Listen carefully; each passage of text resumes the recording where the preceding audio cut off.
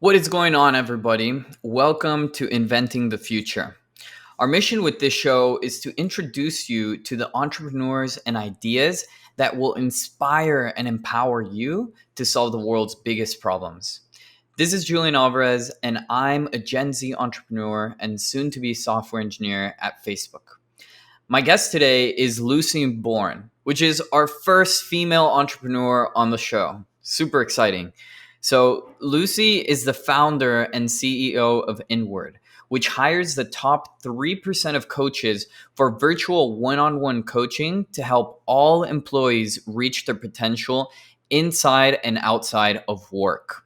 Inward works with companies to tackle employee leadership, role transitions, performance, and well being.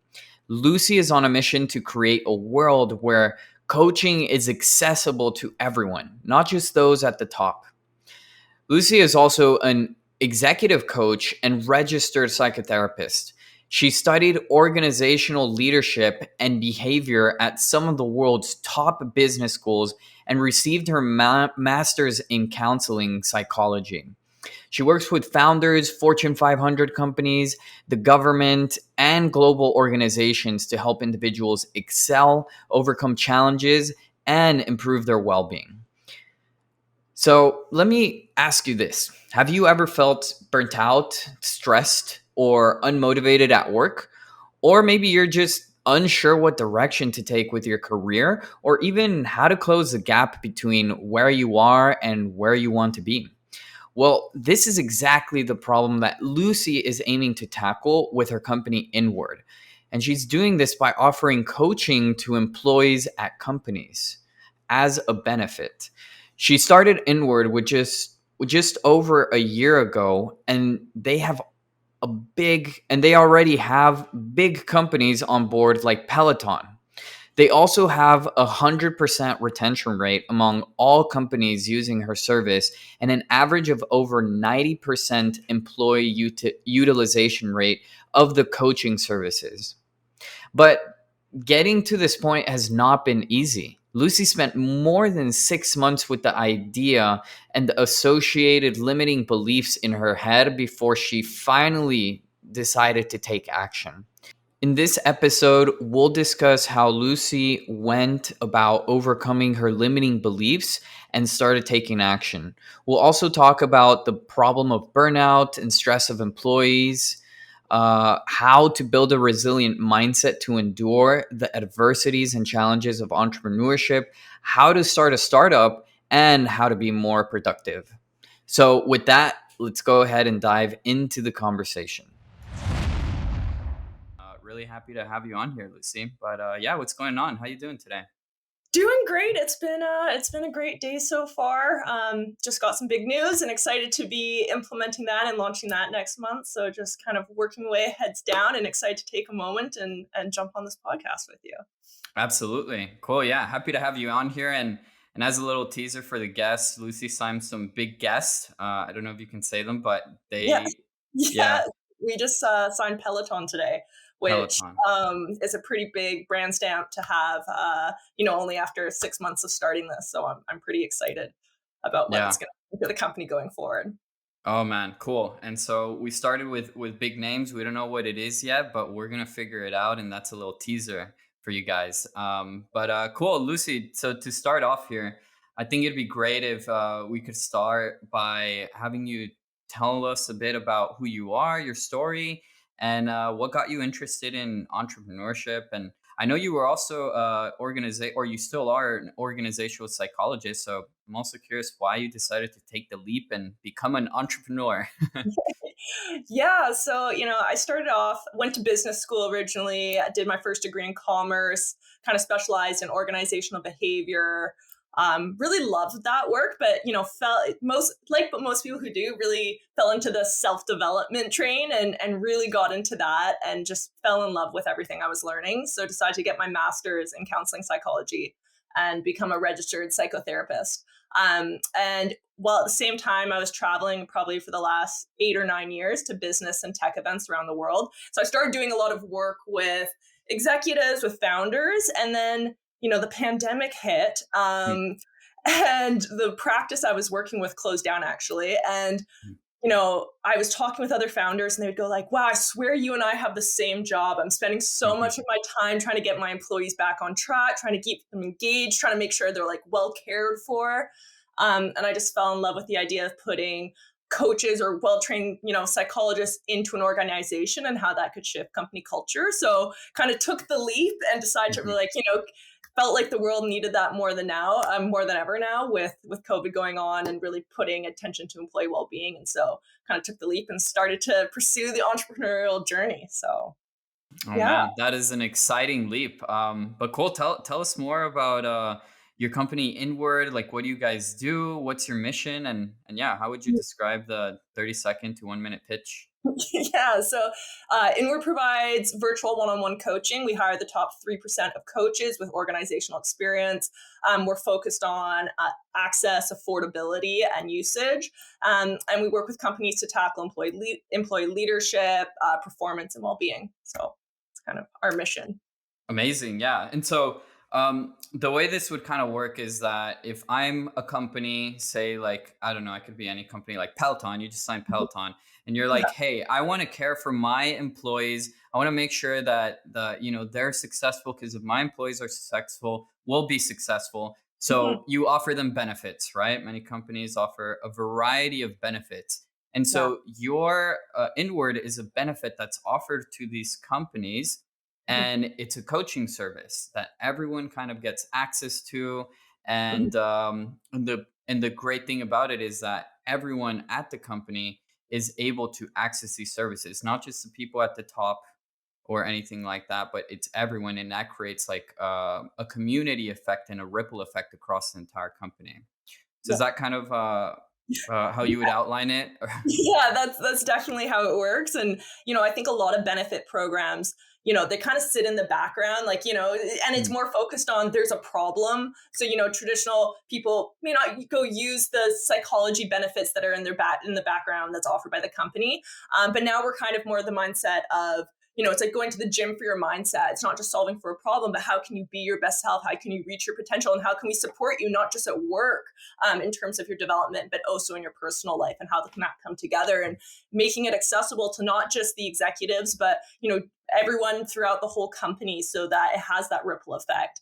And mm. that's very much an organizational psychology approach where we're using a kind of bottom up approach of how does that have a ripple effect through with individual work and then impacting teams and then the company overall by doing that individual work. So, Amazing. Oh man, I love that. A gym for your mindset. That's yes. such a great way to put it. And yeah, we all need to consistently go to the gym and upgrade our mindset, because no matter how powerful mentally we may be, there's always more ways in which we can continue to expand Mhm. our Mhm. mind and our potential, Yeah. because it's And infinite. especially with entrepreneurs, how can we create that resilient mind? It's ups and downs all the time. How are we kind of working to really, that's going to be our biggest, muscle at our benefit, right? To really strengthen our mind. So putting Yeah. focus there. That's true. I think when it comes to mindset, it's important for everyone, but entrepreneurs especially go through some tough shit, to put Yes. it lightly. To put it lightly. But yeah, I would love to learn more. If you could tell us more about like the problem that you're aiming to solve and how you would think about it, not just like maybe for the companies, but also for the actual employees themselves. So yeah, how do you think about the problem that you're solving here? Yeah, from it faces so many employees are faced with this. So it's like 80% of employees experience work related stress, 80% are burnt out. I think it was the World Health Organization recently launched something, and it said that we anxiety and depression costs. I think globally it was $1 trillion each year, for the global economy. And so when Wow. you look at that, like that's a quite an impact. And how can we really look at not just from employees. I think it was also launched this year that 1 in 6 people cried to a colleague this year. With COVID, like this issue is becoming more and more prevalent. And it's amazing because now companies have to kind of pay attention. It's kind of sat in the background, like, yes, we know burnout and our employees are stressed, but now it's actually something that's really being called out. Um, what's exciting, not just with the issue, but with now there's solutions and there's actually statistics on how mental health programs Hmm. can create a return on your investment. So these companies now also have statistics on going, hey, if you invest $1 in employee mental health programs, you're going to get $4 in return in terms of productivity, which is now they actually have incentive to do that, right? So that also makes a big impact. And then they've done studies, and you can see that investing in mental health programs is going to reduce burnout by 52%. So now Hmm. there's actually statistics in place where if the employees are coming to their employer going, hey, we want this, the employer doesn't have to, there's actually information and data now to back it up, which is exciting. Interesting. Yeah. So, the problem of anxiety and burnout and all of these problems, they've always existed. Maybe they've increased over time slightly, but the major shift here sounds like it's been more so the data that supports that, hey, this is actually a problem. And if you solve it, this is the benefits you could receive. And Mhm. I feel like that's definitely probably the biggest point, because I would think that if I'm a company, one of my hesitations in buying this coaching service is Mhm. that, well, how do I know that it works? Like, how do I Mhm. measure the ROI on something like this? Mhm. Right. And so, how do you think about something like that, especially in how you sell it to factories? Sorry, to companies. Do you just reference like these statistics and data, or how do you go about it? Yeah, so there's two parts. One, it's great to see that like now the companies becoming more aware of like the impacts on absenteeism and productivity. But what we do is we actually create our own report. So everything's confidential on our platform, between the employee and our coaches. But we do give anonymous aggregated surveys, and then that kind of measures the overall patterns we're seeing within the company, such as psychological health, employee well-being, how they think their work's impacting overall company goals, communication, expectations. And so it kind of can give the company a snapshot of what people are working on, what the issues are with the company. And then we can jump on a call with the company to actually talk through some of these overarching patterns and come up with solutions. Interesting. Mhm. So, to go a little deeper into the problem, what would you say usually happens if a problem like this, like the anxiety, the burnout, what happens if it isn't dealt with? Like, what is the second, third, fourth order consequences of that? Yeah, number one is probably lack of employee engagement and motivation, and slowly just burnout, which we've worked with companies, we've seen employees that are really burnt out. And by providing these types of solutions, they actually can start working on it. But if not, lots of them just burn out and end up quitting and leaving, which Hmm. is so much money for the company to invest and do the hiring process and all that versus just developing and supporting the employee. But lots of them will quit, will leave, but then they go to another company and it's the same type of setup, right? So it's really providing the employees with the support systems, with the boundaries, with communication, with essential well-being tactics to kind of help support them wherever they go and on their journey. Interesting. Yeah.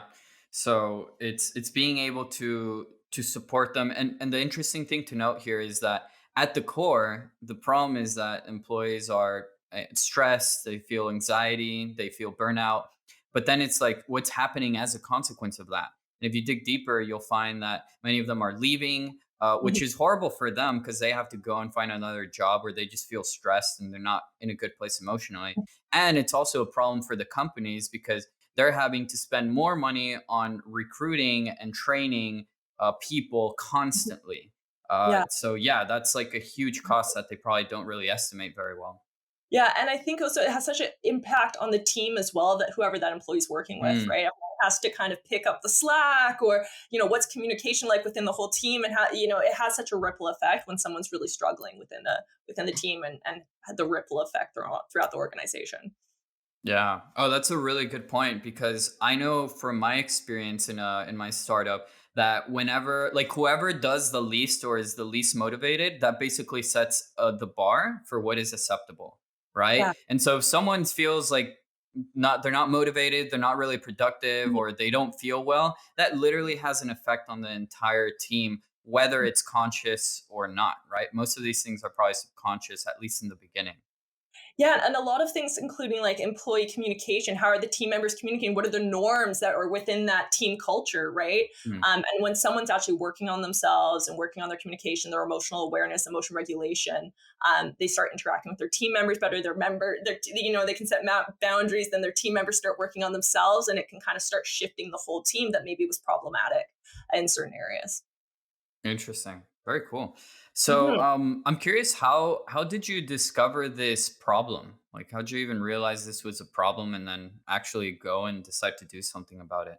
Yeah, I mean, I just from doing coaching and working with founders and Mhm. entrepreneurs and CEOs, I started going like, you know, they could come out with so many great revelations and going like, wow, and they go to their team. This happens also when founders go to like 3-day weekend workshops and they come back with like all these ideas of how they want to implement.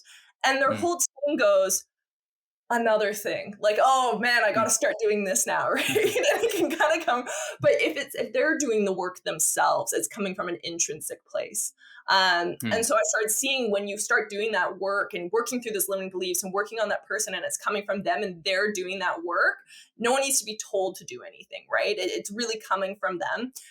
And so just having done Mm. that work personally with clients, I knew the impact if you put someone who's really trained and doing that one-on-one work within the company, the impact it would have, the ripple effect, as I keep saying. Yeah. Well, what I think is interesting about this is that, and something I'd like to ask you is, there's so many people that coach, like, these executive and whatnot. Like, you're not the only one that coaches them. There's like thousands of people that do that. So why is it that there was thousands of people doing this type of coaching and probably saw the same problems, but you decided to do something about it and take it to the next level and actually start a company? What's the difference there? Why did you decide to actually step up and build like a more scalable solution? Yeah, it's funny because that's where when I first started this, that's where all the limiting beliefs were held. Or like, why me? What makes me different from other Hmm. companies currently doing that? Um, and I really believe in the power of self development. I think this is, it can change. I personally believe it can change the world when we start working on ourselves. And wanted to think like, how can we make this more accessible? And really just fell in love with the passion of access.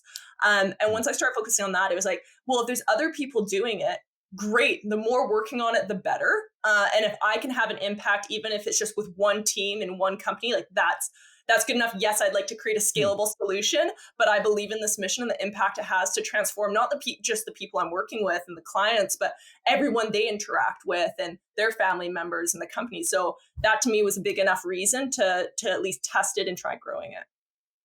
Wow, yeah, I really like that. So it seems like one of the key things you did to overcome like the all the limiting beliefs was just set like a small impact goal. Like, okay, right now I'm helping individual people, but what if I could help like a team or like just a bigger group of people? It doesn't have to be massive, but like how would I be able to do that? And by Mhm. doing that, it's like, well, it's not like a crazy impossible vision. Like maybe that seems attainable. And then because it seems attainable, you actually take action, and from there, if that works, it increases your scope of what you think is possible. Is For that sure. kind of like what you Yeah, think, how you framed it? yeah, the big thing that I think you touched on there was action. A lot of the time, for me, when I first started, it was, am I the right person? What if this doesn't work? What's the point of trying? Like this, why not just do 9 to 5? This is a lot more energy. Like I had all these thoughts that would come up. And just by focusing on, okay, yeah, I can reevaluate all those thoughts in a month from now. But right now, I'm just going to focus on action. And then when I'm in a more grounded place, I'll kind of reevaluate, do I still want this? What's going on for me? Hmm. But really just focusing on what can I do right now? How can I move the needle forward? And so action versus basing all my decisions from a place of feeling, which is not what most psychotherapists would usually say, but really kind of having an action mindset can be pretty powerful.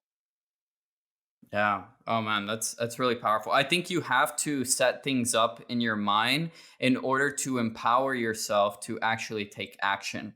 And some Mhm. people can think super big and not feel intimidated by that and still take action. Other people probably need to frame it more so like something attainable, something I can do now and take action. I don't think either approach is like best for everyone. It's just like thinking like what propels you towards action Mhm. and set yourself up in that way mentally to actually take the action you need to accomplish what you want to accomplish. Yeah, and I think a key part there too is like what motivates you. Hmm.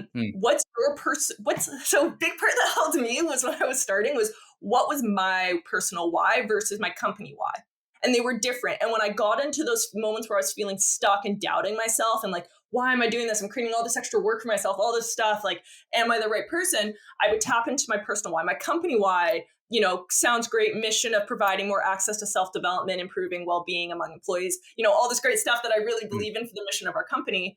But my personal why was different. And so, really tapping into what Hmm. your personal why is. Why are you doing this? Being an entrepreneur, what's driving you? Is it a lifestyle? Is it creating your own, being able to build? Is it, you want to test yourself and challenge yourself, really connecting to that. So, every time those self limiting thoughts come up, you go, oh, catch it. There it is. There's a limiting thought. Here's my why. Here's my why. And you just kind of get used to where those thoughts don't pop up so much. And when they would for me, it would go, oh, that hasn't popped up for a while. That's interesting. That's popping up more from like an Hmm. observance, and it wouldn't really impact me, and I'd move right through it. But just kind of having that, really building that strong personal why of why you're pursuing this, I think is really valuable. Yeah, no, that's a great point because it's important to realize that when we take action for anything, or our motivation is basically broken down in two ways. We have our intrinsic motivators and our extrinsic motivators. Intrinsic being money or status or whatever it is, and intrinsic being like, your passions, what you actually enjoy doing, or your purpose, your why. And I think your why is your most powerful intrinsic motivator that you can tap into. So if you have clarity on that, and then you could always leverage that as a potential to overcome whatever comes at you. And I know from experience as well that anytime I felt like giving up at my startup, just bringing up the intrinsic why of why I started and why this is important and why this connects with my life mission, it makes it so much harder to give up because you know that you would also be giving up on that mission and your why. And that's something that, you just cannot afford to do. Yeah, I love that. And if you are, it's the question of, does this not resonate for me? Have I changed? Like, at least then you're having a dialogue. You're not coming from a place of avoidance or, failing or anything like that where you're like, running away, but more it's like, okay, I've changed. Maybe this isn't right for me anymore, but we're really thinking about it. Or, has your personal why changed? And that's okay too. But at least you're being conscious about that, right? Yeah, exactly. Yeah, you got to be very mindful of it. Mhm, Oh, cool. I love this. So when talking about impact, I'm curious how inward has basically started to shift company culture. I know that's one of the pieces of impact that these coaching mhm. benefit has. So how, like, what impact is it having, and how is it shifting company culture at large? Yeah, it's pretty, it's really amazing that we do these end of month, every quarter we kind of do these reports and we do see shifts, and where companies are, their well-being, their employee well-being has gone up, burnout's gone down, communications, we had a company recently and communications and expectations went up like 21%. And it was kind of like, Hmm. how is that impacting the team and the leadership team when they're all working together? And now everyone's been working on their communication, expectations are being clearly communicated. And then things like, a big thing we focus on as well is how to do proper recognition within a company. And so now you have all these employees recognizing each other work, and the motivation's going up, and people are setting boundaries. And the shift is performance and engagement and just a cohesive, we're working towards something big together, which, and that's a big part of things we teach around communication is, we do have hard things that come up, but we're communicating in a way that we're working towards the same goal and getting people on the same page, and the shift that can have. I think every team's going to have a different shift depending on what they're working on. But there's so many different areas where there can be improvement. Yeah, no, and that's what I think is so cool about your solution is that everyone and every team has very different goals. And so this isn't like uh, a solution that the coaching isn't the same basically for every person in every team. Like Mhm. I saw on the website that when you sign up for the services or the coaching, you set what your goals are. Like, do I want to improve my productivity, or is burnout a problem? Or is it more so like my anxiety and stress, or do I want a career change? Like, you set whatever goals you want, and that helps to customize the coaching to best serve each person and team. And obviously, if something is more personalized, it's going to drive the results far greater in the long run. Yeah, and I think also providing our coaches have different specialties. So whatever's resonating for you, if you want a coach that's really centered on mindfulness, one who specializes in neuroscience, because that's the way you want to learn more about how to do coaching through Mhm. neuroscience. If you want to focus on more leadership skill development, so there's also coaches that are really specific for your goals. So just making it really Mm. tailored and curated for the company and what the company's looking to work on, and also what the employee is looking to work on. Yeah. Oh, super cool.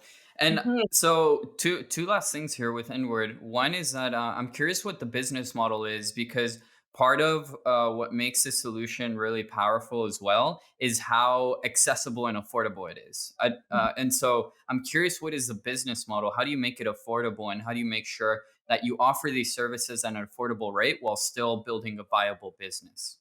Yeah, it's pretty cool when we were able to build a product where, we have companies that have, 5 to 10 people, startups using this, and then companies all the way up to Peloton, which, it's like, it's just me, a product that's really focused on access, and affordability and usage. So a Mhm. lot of models are built around subscription models where you just sign up and it's kind of set it and forget it and you pay per employee per head type of thing.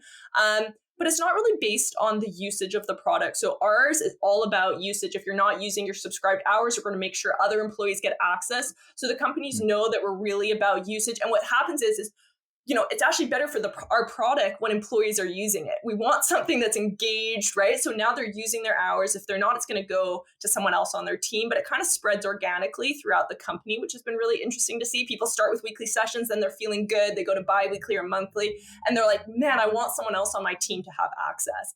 And, what's really awesome is, with executive coaching, I love coaching, I love executive coaching.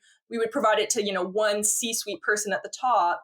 And now we have all of our people, we have executive coaches that work for us, but now we can provide coaching to 10 people for the same price, as that one C-suite person. And so now it just spreads throughout the whole company, which has been pretty cool. And, with it being all online, our expenses aren't as much, as if we were trying to operate this in person. So I think it's for every business model, is kind of figuring out what you want to provide, what your mission is. We're really focused on access and affordability. And so our model kind of reflects that. And then you kind of have to figure out your margins and all that. But I think it's just kind of figuring out what your goal is, how you can Hmm. build a model that, if really for us, we're centered on impact and use and access. So our model kind of is all about usage and affordability and being able to offer it to more people. So Ah, that's a really good takeaway. So, in thinking of your business model and how to come up with it, it's a good approach to think about what your goals are. So, in this case, affordability, accessibility, and impact, and then try to figure out what potential pricing models or business models make sense in the context of those goals, and try things out and see what works and what doesn't. yeah, I actually based it off, oh, what's it called? It's a company that is food delivery, and I really like their subscription model. So it's not in the coaching space, but I really like that. And there was like, month rollovers and things like that. And so I think taking inspiration from different models, even in completely different industries, and seeing what's work, what makes people engage, and trying to learn from that. When I first started, it was we did the first weekend when I came up with this idea. We did a big, business model canvas, and we covered the whole wall in post-its, and just tried to really think about how different ways of building the pricing model and what the business would look like. And I think something like that's really helpful for kind of just creating all these different ideas and approaches and getting it out down on paper. Yeah, no, that's great. And I think the key there is that you don't have to reinvent the wheel, like, because success leaves clues. And if you see models that work in other contexts, maybe like your business is completely different, but the idea of the model may apply just as well. So the thing is, you can borrow things that work, and at the end of the day, it's a matter of experimenting to see what actually does work. Yeah, and you're really right. Like, when you mentioned like coaching, thousands of people do coaching. When I first started, people were like, "Oh, this is kind of a crowded space." Hearing people's feedback, and I think it's everyone's going to have feedback.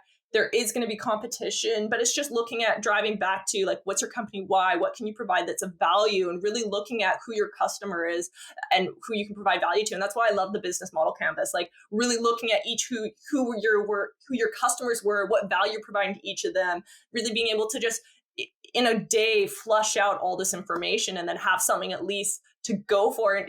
I had a website up within the week and just kind of let go of the idea that everything had to be perfect, knew that it was all going to get thrown out at some point, and that was okay. But it's just starting somewhere so you at least have somewhere to build on, right? So much we're trying to wait until we have the perfect thing, and it's just letting that go, I think, can be really helpful. Yeah, no, it's never easy. But yeah, what I think is genius about your solution is that you took something that already exists, which is coaching. Like, coaching has become more popular over time. But the unique thing that you did is that you created a system around that coaching and specifically oriented it to solve the needs and problems of companies and of professionals like employees. Mhm. And because of that, because you created a system, you can filter out coaches that meet specific criteria, and you can learn about the needs and problems of companies specifically, and find out how the coaching services can best solve those problems. So it's really like taking something that already exists and creating a system around it. So yeah, it's interesting, and I've noticed that other founders I've interviewed, like they do the same. Like Swish Goswami, for example, the CEO of TrueFan, he Yeah. took data that you already have access to from Instagram and Facebook, and he created a system to organize it in such a way that it becomes meaningful, usable, and accessible. So a lot of these pieces, individual components, are already out there. It's just a matter of finding like how can you take these pieces and create a system around them to create a solution that solves a problem way more effectively. Yeah, completely. I think it's getting into the mindset of like, where are people going to get value and where can I provide value? And just having that mindset of being of service and where can you provide extra value? Where can you be more effective? It doesn't have to be completely reinventing the wheel. It does, it doesn't need to be some brand new idea, but you can take something and kind of reiterate on it and find something where your personal capabilities and interests align to provide more value to that end consumer. Absolutely. Yeah. It's all about identifying the underserved needs and the problems that have not been solved, and figuring out how you can play with all the pieces around you to build something unique and awesome and impactful. But cool. Yeah. So, last question here on Inward. I'm curious if Inward was to achieve its ultimate destiny, like if it got to the point where it fulfilled its vision, what do you Mhm. think the world would look like? Ooh. Yeah, I think it would be, there'd be self-actualization, there'd be belonging, there'd be, empathy, true connectivity. I think when people are really working on themselves, and that's what, Inward's really about self-development, then I think you're creating people who are more authentic, being able to be empathetic, connected to one another, and really live much more harmoniously. Hmm, that's Mhm. beautiful. Self actualization is at the core of every Yeah. human's vision and potential. So I love it. Cool. So next, we'll move into the psychology and mindset side of things. And Mhm. one question I want to start off with here is that since you're a coach yourself and a organizational psychologist, I'm curious, like, what are some of the most common fears or limiting beliefs that people experience the most, and how do you usually help them overcome them? Yeah, I think I've done I'm a registered psychotherapist. I work as a counselor. I've had clients for years, and you come up against whether it's in working with high growth organizations or just kind of anyone run of the mill. There's overarching patterns that come up that you tend to see Hmm, more often, and those can be anything from what if I fail? That's a big one. Am I good? And a lot of worthiness, like am I good enough? What hmm, makes me able to do this? I think a lot of people, they don't value themselves enough to put in the work for themselves. And that comes up a lot of really valuing yourself, loving yourself, which a lot of people struggle with, which sounds kind of airy fairy, like love yourself, but like really owning being able to hmm. own who you are, and really believe you are worthy to then put in the work for yourself.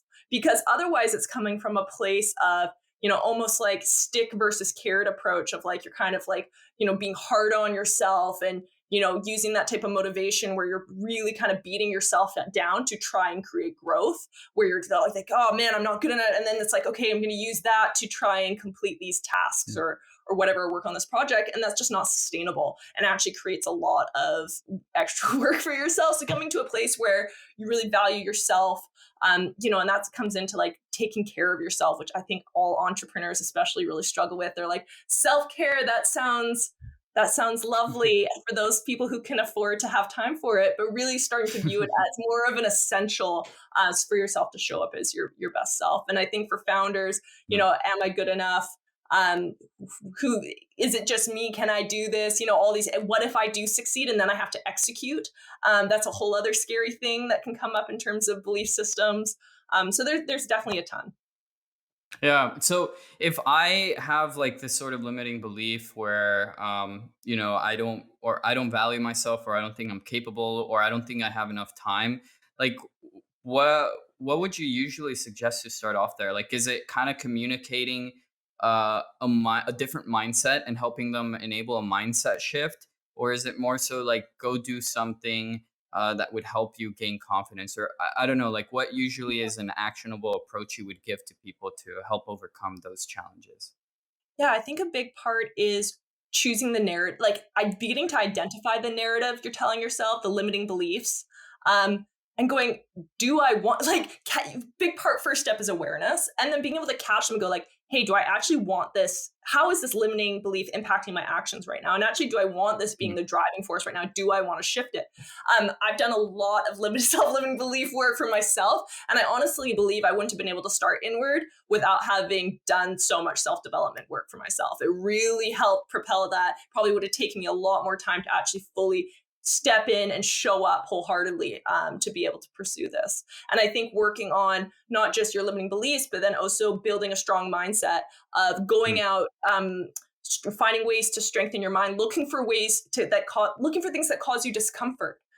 This is big for Navy SEAL David Goggins on looking. If you're familiar Mm. with him, he talks a lot about this. Like, how do Yeah. you build a resilient mind? And a lot of that is looking for things that cause you discomfort and doing it anyways. And then Hmm. celebrating not how you felt about it or how it went, but the action itself, and beginning to store up that to build your confidence and your self-esteem. To then you go put Mm. yourself in opportunities that you would never have put yourself in before. So yeah, seeking discomfort is also a really great approach. Yeah. Yeah, it's a great suggestion. I love David Goggins. And David Goggins says that if it doesn't suck, I don't want to do it, which is crazy. And he also says, yeah, like embrace the suck, honor the struggle. Yeah, And he has this idea of like, when you go to the gym or you play tennis or something, but you form calluses in your yeah, hand. Well, he says you have to do hard shit in order to form calluses in your mind. And what yeah. happens if you look at your skin and you form calluses? Your Mhm. skin becomes harder, like it becomes more resistant to whatever like happens, and you're able to lift weights without it hurting. Yeah, And the same happens for the mind. If you do hard shit, you'll form calluses in your mind that will enable you to have a higher pain threshold.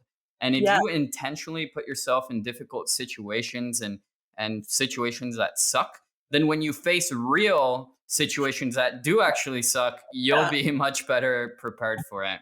So yeah. yeah, and I think that concept is also called anti-fragility, like Yes. moving into the things that are uncomfortable. Yeah, there's also a great book called it's the Dare Method. It's centered for anxiety, but I think it breaks it down into 4 steps, and it's very actionable. And how do we find discomfort? You start getting into the mindset of like, oh, that thing makes me uncomfortable, whether it's working out, whether it's a hard conversation with a colleague, whether it's start trying to do some new task for your new project you're working on, going, oh, great, there's an opportunity for me to practice this mindset. And the more and more you practice, you're constantly getting that mindset of like, great, there's an opportunity for me. Oh, great, I'm walking past some pull up bar. I'm going to go do some pull ups, because you actually start craving that discomfort because you know it's making you stronger. Yeah, it's really funny you mentioned that because I have a pull-up bar like right outside my room, and every time I go to the kitchen, I look at it. I'm like, just do it, just fucking do it. Don't think about it. Don't Yeah, negotiate with the mind. And over time, I've gotten better. Like now, I don't even like try to hesitate or or I try to notice the limiting beliefs as I walk in the hall because I always see it every time Yeah. I pass by there. So Yeah. that's been an I incredible way. I love that. I resonate with that because I started working on my pull-ups this year, and I'd never tried before. And this year, starting in January, I did, and I have a pull-up bar outside my house, and so I walk by it every day. And at first, it'd kind of be grueling, and now I look at it, I'm like, yes, okay, gonna go for another attempt here. And I think it's the more you face something, the more you build up that tolerance for it, and now it's no longer uncomfortable, and you push yourself more. And yeah, it's pretty powerful what that mindset can do. That's funny. We're on the same frequency. Yeah. All right. And so all right, so with you, I'm curious when this is your first time founder and you started Inward I think about a year ago. So I'm curious for yourself, like what fears or limiting beliefs or doubts or insecurities pass through your mind when you first decided to make that entrepreneurial leap? Yeah, when I first started, I think the idea started almost about, start playing around with the idea almost about a year ago and then start to actually take actionable steps. It probably took me a few months to actually create some actionable steps, actually. So, we're going on, I think, month 7 now of it actually being a actual company. But, the idea and the limiting beliefs and how long you I spent in that mindset of like, do I want to do this? What am I taking on? It felt like a huge commitment when realistically the best thing that helped me was just doing. And then the more I did it, the more it started to feel real. I remember the first time I actually told him, like, I have a company called Inward. And I was like, did I just say that? Like, but the more I worked on it, the more it began to feel real. And I think I was waiting, you get so stuck in just waiting for it to feel right and for you to feel like you want to do this or for you to truly know that this is the right idea and the right project. And we're constantly waiting for some type of information to come back to us. And I think it's letting that notion go and just going, you have to start testing and trying to actually then have information to act on, right? So I think letting go of the being okay with the unknown, jumping into that, and really focusing on doing the work, and then from there, kind of making choices versus trying to figure out all your thoughts and feelings and if things are right and if this is the right idea. Like just start testing and then go from there. Yeah.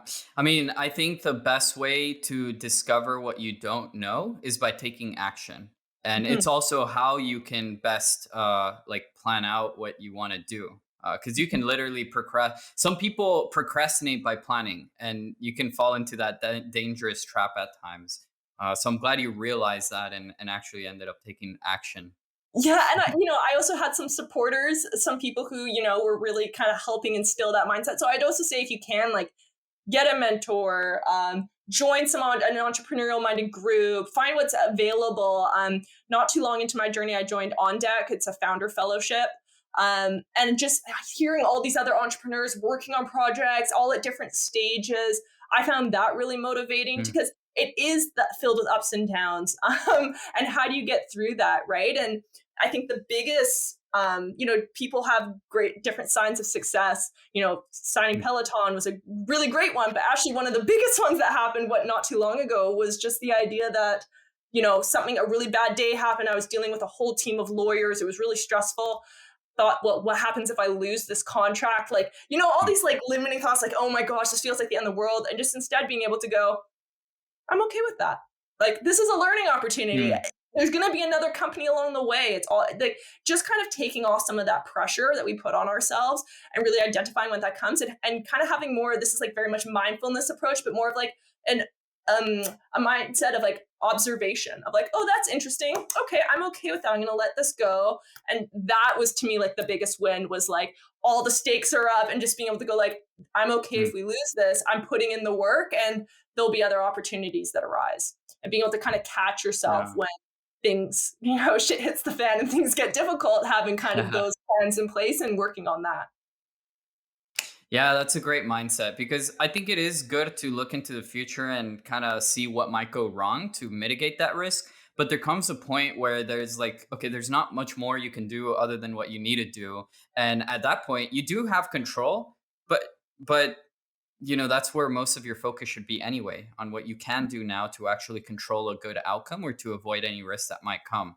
Mhm. But yeah, it's kind of identifying the balance of, oh, there's all this fear and anxiety versus, oh, I'm careless and I'm not thinking about it at all. And usually the ideal is a balance between those two extremes and finding like being anxious enough to like do something about it and take action and make sure it's good, but also not being careless and not caring to the point where you don't anticipate and do well. Yeah, Um, and I think figuring out what your strengths and weaknesses are and where you can kind of grow in certain areas. Are you bad with execution, but you're good with other like where are you kind of struggling and where do you want to kind of seek help to support? I mean, for me, starting this out, I was not a typical founder entrepreneur. Like all the entrepreneurs I knew were like, I have 1,000 ideas a day. I'm ADD. Like I got like, and I just didn't fit that kind of persona, and realizing that's okay. And I play to my own strengths of being really organized. But I felt like, I didn't necessarily fit the entrepreneur box, which is okay. And just kind of realizing that's okay. And it's what you make of it, and how you want to show up. Interesting. Yeah, well, the truth is, no one's an entrepreneur until they're an entrepreneur. So, um, but yeah, and Lucy, so you actually have the honor of being my first female founder, and I really would like more females to actually take the leap. So, I'm curious, as a female founder, like, what have been some of the main challenges for you, and what advice would you give to other young female entrepreneurs Mhm. that might experience the same challenges? Yeah, it was I think this is a great one of the best times ever to be a female founder. There is so much support for female founders right now. There's specific startup competitions just for female founders. There's a lot of support in the community right now for this, and I found that being a female founder, there's so lots of male founders were very supportive and giving me their time, and female founders like there's a lot of support in terms. So the challenges. I mean, there's challenges with anything, but I think the biggest thing is just finding people who are willing to support you, diving into can you get a mentor? Can you get a female mentor? Can you get a male mentor? Can you get any mentor to kind of help support you? I think it applies to anyone. Join a community. Really find support systems in place and make sure you have strong support systems outside of that as well. It's a great time, honestly. Like, go after it. I think there's a lot of support in place right now for female founders. So please reach out if you have any questions. I'm happy to have a conversation. Amazing. Thank you for offering that help. But yeah, it's important to realize that even though there may be still present challenges in today's age, the thing is that today is the best day ever in history to start a company. Like there's never been more funding, there's never been more technology, and technology has never been more powerful and accessible than it is today. And Mhm. that's true for both males and females. So it's great. Yeah, It's truly technology and entrepreneurship is being thoroughly democratized. So all the yeah, power to all the humans that want to take the leap. Um, yeah. so cool. For this last segment, Lucy, I want to go through some quick entrepreneurial lessons that you've learned Mhm. along your journey. And the first one I want to touch upon is just kind of like a general big question of how do you start a startup? Like, how did you start your startup? How did you get started? And what Mhm. kind of went into it? Like, was there a framework or a process in mind, or how? Yeah, what would Mhm. you say, and how to actually do that? Yeah, I use the business model canvas. Really, just Google it and fill it out. It's pretty straightforward, but it just makes you look at your company overall and the impact it can have to your end consumer, to who you can have for investors, to how the model would work. And I just felt like it really helped give me a snapshot vision of where I was going and what I was trying to pursue. Once I did that in a weekend. It doesn't need to, and I've done it with actually other founders who are like, I'm thinking about this idea, and I'm like, okay, we have an hour and a half till you have to go. Like, let's sit down and build this out. And we've done it. And it's been like, oh my goodness, I have a company all of a sudden. So it's sometimes we put it off and it's actually Mhm. it's a lot simpler and you can get actually a lot done quickly. And then from there, I actually, once I had this idea created, I just jumped on calls with people and talked it through. And some people I didn't have the same opinions. I would ask for feedback. I jump on calls with founders, like, what would you think of this type of service? And just started talk to investors, talk to just to gather information. And I did that for a couple months of just trying to really test what the issues were, what were people facing. And then from there, really tried to build out what our product was and what our offering was. And then we went and we actually tested it and got it into, someone's hands and used it with our first company. But a lot of that time was just research and really putting in kind of the grunt work of testing and really getting customer Mm, feedback. Even though we didn't have customers, getting feedback from absolutely. people who are willing to give me their time was the kind of the first steps. Yeah. Yeah, no, and I think that's key because in the beginning, one of the first things you want to do is to validate your problem, right? Like, is this problem real? How big is this problem? How many people have this problem? What is like the details of how this problem actually plays out? And the best way to do that is to actually talk with people. And you'd be actually surprised how many people are willing to help and jump on a call if Mhm. you just ask. So, I mean, some obviously won't, but it's a numbers game at the end of the day, and that's really the Yeah. most important. That's really the most important research that you have to do to really learn about what direction to take and to make sure that you're doing and solving something that's real. And Mm. I completely agree. I think persistence is key there. And another part is like, there's the rise of the like solopreneur who's like doing everything themselves. And I think, you may want a co-founder, you may want you to build out a team, but like you can do a lot on your own just by research, just by putting in the hours and just being willing to commit. Like, I've built the website and designed it a couple times now, scratched it, rebuilt it, do all that. And like, I don't have any experience. I'm a psychotherapist who loves coaching, and that's not exactly my field. But you put time in, you can learn those skills. There's nothing, you put in the time, you can learn any skill that you need. So for a while, you might want to hire out people who are experts in that, but you can probably get a lot of it done yourself. So not shying away from that. Yeah, and I would say that really depends on your network and your ability to sell on people on ideas. Because if you have a great network and you can sell people on ideas, you can just Mhm. tell them an idea and they're on board. But Yeah. most people don't have that luxury. And so if you actually go and do some of the work in the beginning where you research the problem, maybe build out a website, talk to people, learn more, then that data and information can be used to actually sell people and find a co-founder at that point when you've actually done the homework, and those people are going to be more interested because they know this is something real and not just an idea that you thought about yesterday. Yeah. So Exactly. yeah. Yeah. And okay, so the next one here is leadership. I know that you part of the coaching that you do is leadership coaching. So I'm just curious, what are some of the types of leadership principles that you have found to be most effective, either with the companies you work with, the clients, or either for that you guys practice at Inward internally? Yeah, I love this video. It's by Simon Sinek, and he says, "What are you trying to do? Get the most out of your people? No, like you want leaders who really care about their Mm, people, right? And so, really, one of the biggest things we teach is how to do proper caring, how to do proper recognition. Recognition is huge, and how to do it actually properly is a big one. But how to do empathy and active listening. These things that sound fluffy and kind of soft, but actually what you're doing is by using these skills, you're reducing resistance and you're getting the outcome. So many leaders, especially entrepreneurs, are trying to solve for an issue. They're like, okay, here's a problem, let me fix it. And really, that isn't the right method when you're coming from a place of leadership. You want to create leaders who are coaches who are helping their people work through it and get there on their own while supporting them and guiding them. So we teach a lot of those types of mm. principles. Yeah. Oh, yeah. No, that is fundamental. And by the way, for anyone that wants to be a better leader, Simon Sinek is the way to go. The guy is masterful at leadership. Read The Infinite Game. That's been one of my favorite Uh, books. Love And that. yeah, and Simon has a ton of great videos, and just follow his LinkedIn. He posts like one sentence messages on LinkedIn, and it's like, oh my God, so much wisdom. uh, Yes, yes. Any like little YouTube clip from him, like there's always so much value. So yeah, highly a recommend. lot. Okay, last entrepreneurship lesson here is on productivity. And so this is also part of what you provide with your coaching.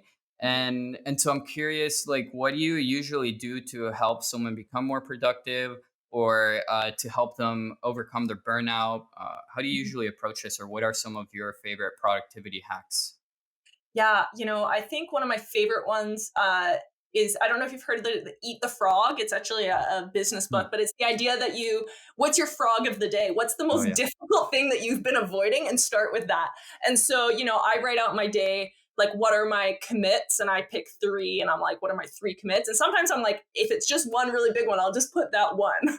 And that's all I'm focusing on for the day. And I think a lot of time we all have lists. I love lists. I love using them to gamify. If you're big on that, how do you gamify motivation? We all get gamified by, Instagram and video games or whatever, but how can we use that in terms of productivity and workflow and motivation? So, Mm. getting that little check mark that goes ding and you get a hit of dopamine, like, how do we create that? So I'm big on lists, month planning, really focusing on your essentials. I mentioned that with the self-care earlier, but figuring out what your essential self-care core activities are is, for me, it may be like 3 to 5, but like, might be, if you struggle with sleep, it might be sleep, it might be working out, it might be meditation. And me, it's like double day journaling to have a constant feedback loop to know Mm. where I'm missing things. But figure out what your like 3 to 5 essential activities are every day to really help take care of yourself so that you can show up stronger, because you'll notice, oh, I'm feeling really down and burnout. Oh, I haven't been doing those activities. And what you thought might be the right activity, testing it. Is that right? Treating yourself as an experiment to really figure out what's best for you. It's not going to be the same activities as someone else. And so treating those as essentials, not as self care. Yeah. Oh, that's powerful. And I love the idea of starting with the hardest thing in the beginning. That's actually I something I do. And so most mornings I either start with like writing or coding because those Mhm. are really hard things. And Yeah. one thing to note there is that oftentimes that hardest thing to do may not Mhm. be like something difficult technically like coding, but often the difficult thing to do has been something you've been procrastinating on for a while. So maybe Yeah. something simple, but there may be a mental block, and that's making it difficult. So if you can identify that and tackle that as the first thing, and I won't do anything else until I do this, boom, that'll liberate you. And the other thing is that I plan my the next day the night before, so that Mhm. when I start the next day, I don't have to think about anything else. I already know what I'm starting with, and I'm starting with that biggest frog, like the biggest Yeah. commit, and I can just dive into it and get into a flow state. Yeah, I love that. I love that. And I think another big part of that is when you do that big commit, like, freaking taking a moment to celebrate it and be like, yes, nice, I did that. A lot of times we pass through that. Whereas this is another time to build that, like, Goggins mindset where it's like, oh, that was uncomfortable and I did it. Like, nice. Like, if you're interested in like how to really, click for your neurons to create that neural pathway that goes, oh, right, this was something uncomfortable and I stepped into it and it's good. Do a power pose. Look up. It's one of the most watched TED talks. The power of power posing. Yeah, like, I will, like, even before jumping on important calls, I'll stand in a power pose. After I do something great or I'm excited about something, I'll make sure to kind of like give a little fist pump or something to kind of actually have the physical connection of, yes, I did something, build that confidence, build that self esteem, build that Yeah. discomfort tolerance.